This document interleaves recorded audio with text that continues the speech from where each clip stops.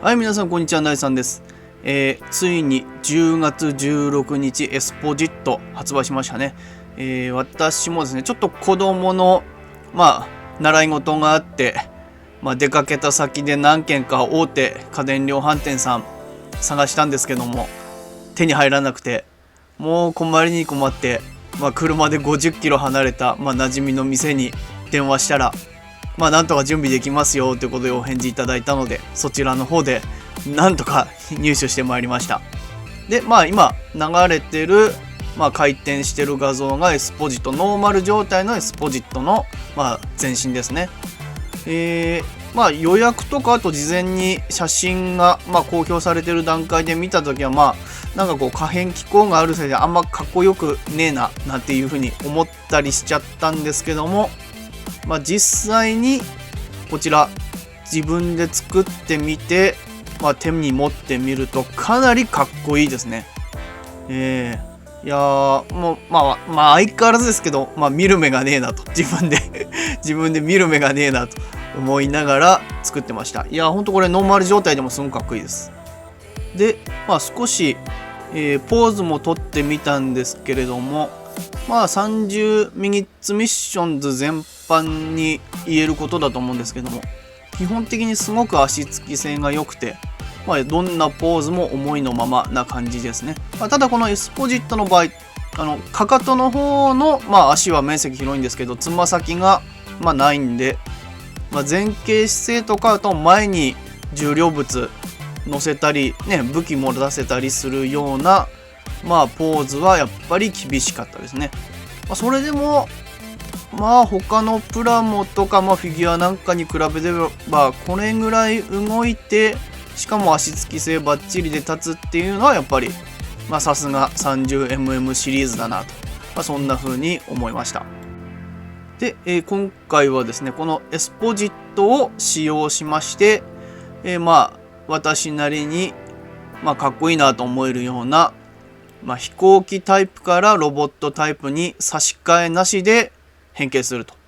これはもともとノーマルのエスポジットと、コンセプトは一緒なんですけども、ノーマルのエスポジットは基本的にノーマルっていうぐらいなんで、そこまで飛行機形態もかっこよくはないですし、ロボットも、この通り割とさっぱりしたデザインなんで、そこに少しなんていうんですかね、かっこよさというか私なりのかっこいい飛行型ロボットの美学みたいなのをちょっと詰め込んでみましたんで、そちらもご覧いただければと思います。はい、今日は実際に差し替えなしの完全変形するということをノーカットで動画にしたいなと思いましたんで、もうどんどんいきます。こちら飛行形態になりますね。こんな感じです。もともとのエスポジットが四角いね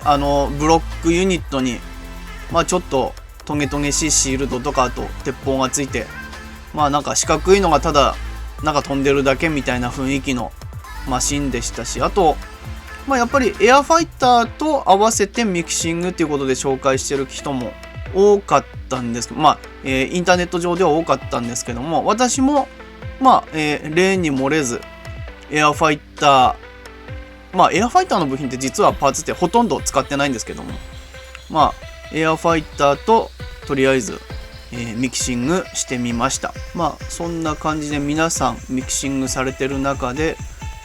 一番とにかく心がけたことは、俺の飛行機状態が一番かっこいいと言われるような飛行機にしようと、それをとにかく考えましたね。はい、こちらからは、静止画像ですね。静止画像で、できるだけ高精細な写真ということで4枚紹介させていただきます。とりあえず、作りながら一番心に留めながら、作業したのは、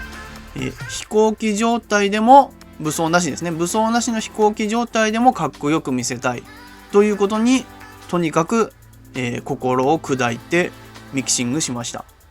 4面図見ていただいて、皆さんのね何か心に少しでも響くものがあればいいなと思いますけども、はい、では、4面図飛行機状態の4面図も見ていただきましたんで、ここからですね、ノーカットで実際に差し替え変形なしだよっていうところを、見ていただきたいと思います。時間も長くかかるので、何倍速か倍速再生で流したいと思いますんで、ご覧いただければと思います。それではですね、変形の、様子見ていただきながら使用したキットを紹介させていただこうと思います。まずは、本家本元のエスポジットですね。あとは、機種ノーズ部分は、エアファイターですね。あと垂直、尾翼っていうのかな、垂直尾翼もエアファイター使ってますね。それとあと、ロボット状態の、膝の部分と、あとは飛行機状態になっているバーニア部分というかね、エンジン部分は、ポルタノバの太ももを使ってますね。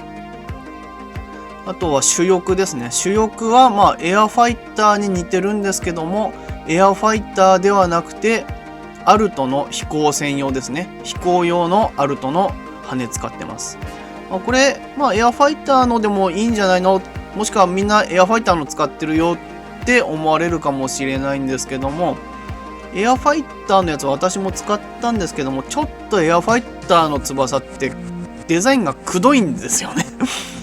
それでなんていうんですかね、スタイリッシュでスマートな飛行機を目指したんで、ちょっとあまりにもデザインがくどすぎるので、エアファイターの主翼は使えませんでした。あと頭部分もエアファイターについてくるロボットの頭使ってますね。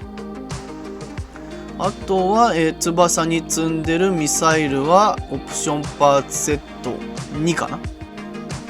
これにて変形ちょうど終わりですね。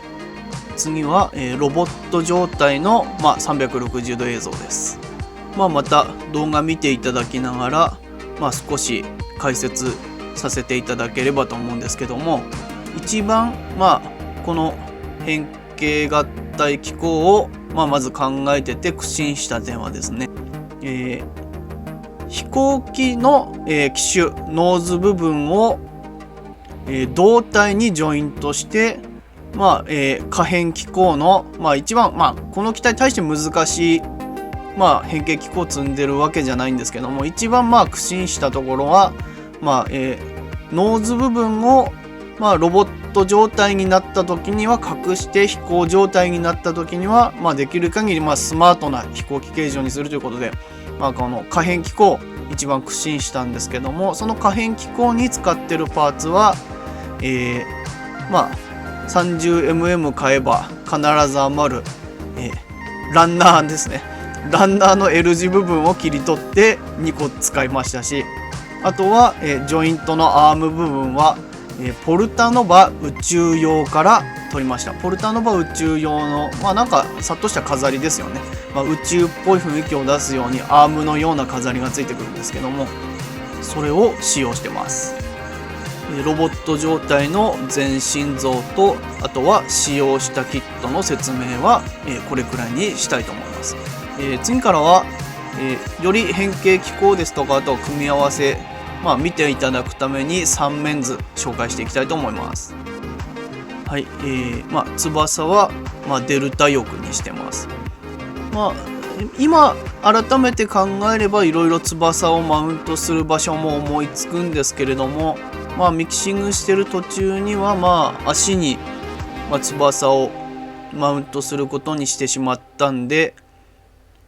足に翼マウントした状態で普通になんていうんですか、普通の翼のように、前から後ろに流れるような翼の形にすると、機体がなんか無駄にデザインが散らばっちゃうような気がしたので、デルタ翼にして、機体中心に、デザインの方向性を合わせるようにということでデルタ翼を採用しました。で、次が側面図ですね。側面図、ずっと動画始まってから言ってるんですけども、できる限り飛行機が薄く見えるようにですね、エスポジットノーマル状態ですと頭が背中の方に出てきたり、あとは厚みがね結構あるように見えて、なんていうんですかね、四角いただ箱が飛んでるみたいな風に見えてしまうので、できる限りもう本当に飛行機ですね、戦闘機をイメージしてシャープなイメージになるようにパーツの方を配置してます。頭はですので背中の方に出さないで、ノーズ下に格納できるようなイメージで作ってます。はい、次が正面図ですね。最初にコンセプトを考えた時にはイメージとしてはマクロスのね、ロボットをイメージしたんですけれども、結果的にはちょっと機種部分がやっぱり戦闘機だったらもう少しね人が乗る部分っていうのを大きくしないとダメなんでしょうけど、手元にあるパーツでそれっぽく作るってなるとなかなかねもっと複雑なミキシングしなきゃなんなくなるので、今回はそのままエアファイターの機種を使ってちょっとサイズ的にはダブルゼータガンダムのね飛行機に変身した時みたいな感じになってしまいましたけど、はい、次が背面図です。ロボット状態の時に膝から出てるバーニアというかノズルの部分がファイター形態飛行機状態になった時にですね、飛行機の、バーニアというか、ノズルになればいいなと思って、ポルタノバのですね大体部ダークグレーを使って、マクロスのあれですよね、機体も足の部分の黒いところが、飛行機のねバーニア部分になってて、そんなイメージで、白と紫の中にダークグレーのパーツを混ぜ込んでます。あとですね、今ちょうど出てる写真見ていただくとわかると思うんですけれども、エアファイターについてくる頭なんですけど、正面顔のね前半分しか使ってないんですよね。そこが残念なところといえば残念なところなんですけども、静止画で見れば、そこまで気にならないかなと思いました。あとですね、前半分しか使わなかったのはやっぱり飛行機できるだけスタイリッシュに薄く作りたかったので、しかも頭はね外面に出したくないということで、できるだけ小さな頭か薄い頭を使う必要があったんですよね。それでこの辺はちょっと妥協した点なんですけれども、ちょっとお見苦しいかもしれませんけども、飛行機スタイリッシュで薄くなった分勘弁していただきたいなと思います。それではですね、喋ることもおおよそ喋りましたし、紹介するとこもしたかなと思いますんで、そろそろ動画の方は締めたいと思います。皆さんに、なんていうんですかね、いわゆる俺が考えた最強魔法とか俺が考えた最強キャラみたいなノリで言えば、俺が考えた最高かっこいいミキシング飛行機みたいな紹介になってしまったんですけども、楽しんでもらえればいいかなと、楽しんでもらえばいいかなって、楽しんでもらいたいなと、そんな風に思って作ったミキシングでした。来週はですね、いよいよ30 minutes sisters 新しいキットルルチェでしたっけ、発売が控えてますんで、来週もまたね、購入できましたらまた動画上げたいと思います。いやー、今回のエスポジットも本当ね、家電量販店2軒回ってなかった時点でやべえなこれ新商品レビュー